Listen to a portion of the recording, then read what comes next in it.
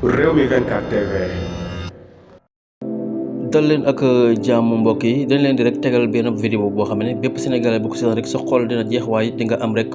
xol bu méttee métti rek ngir jëf yoo xamante ne ñu ko def du ñenn ñu rek ñi nga xamante ne ñoom ñoo fare ak Macky Sall vidéo bi seetaan leen ko.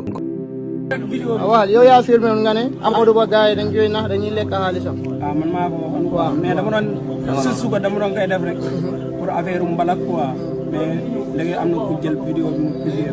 mais la fekk rek maa ngi jéggi waa Sarr Moussa yow. li nga wax noonu est-ce que dégg la. non non loolu affaire mbalak loolu. non da ngay fen da ngay ne fen la du dégg da nga fen da nga koy nangu da nga fen. waaw yow xam nga Amadou Ba ak Moussa Baldé ki ñu nekkal si photo bi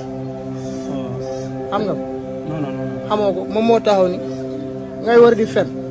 ngay war di fen. Papa bàyyi ko. mi ngooku ñene ko gis noonu nuñ ko defee mu doon geste boo xamante ne bu ñaaw la ginnaaw rek ba ñoom seen ay njiit di jàpp askan bi di tëj ak jaay doole rek mu mel na ñoom tamit ñu nga am pouvoir rek jël seen loxo di ko teg ci kaw nit waaye rek di ko filmer am droit it di ko publier mu doon loo xamante ne kon Sénégal ñu bari ña ngay wax ne rek du réew lii kat dictature bi metti la ci ndaw boo xamante ne rek li mu def ñu bari rek jàpp ne loolee dara nekku ci waaye gis ngeen rek kar ko ci mbedd yi filmer ko rek waaye publier ko daggal ko saaga ndey dóor ko ay mbécc mu mel ne rek kon loolu moom moo am ci Sénégal ndax kat lii mu mel ne bu ko waa Pastef defoon comme tey jii ko def du rek fanaan ci li nga xamante ne mooy këram te ñoom ñu ko def nii ku ne xam ne dara du leen ci fekk mu mel ne kon nguuru jaay doole rek ak